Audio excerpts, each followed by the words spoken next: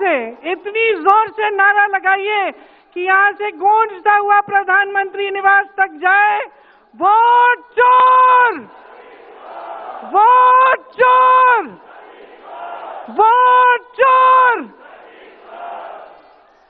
ये वोट क्या है, इसकी कीमत क्या है हमारे जीवन में, इसको समझना बहुत जरूरी है।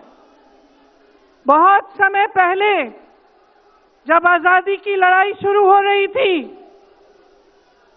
और नेहरू जी जगह जगह जाते थे लोगों से मिलने के लिए, तो एक नारा गूंजता था।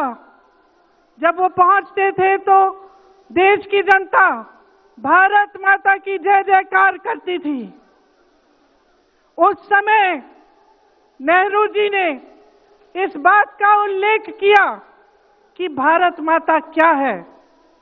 उन्होंने कहा कि भारत की प्राकृतिक संपत्ति, भारत की नदियां, भारत के पहाड़, भारत के खेत तो भारत माता है ही, लेकिन भारत की जनता, भारत का एक एक बेटा, एक एक बेटी, जो इस धरती का पुत्र है, जो इस धरती की पुत्री है, वे सब भारत माता के अंश हैं।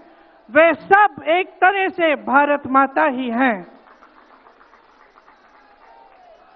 और इसी सोच, इसी भावना ने हमारे संविधान को बनाया। इसी भावना ने आप सबको एक एक वोट दिया, जिससे आपका सबसे बड़ा अधिकार सरकार को चुनने का, सरकार को गिराने का आपको मिले। इसी सोच ने, इसी भावना ने इस तरह की संस्थाएं बनाई कि लोकतंत्र को मजबूत रखें। कैसी संस्थाएं थी ये?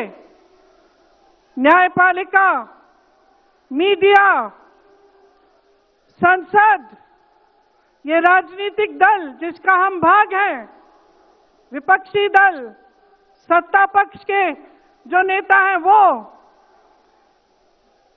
चुनाव आयोग, ये सब जनता के हित की रक्षा के लिए बनाए गए।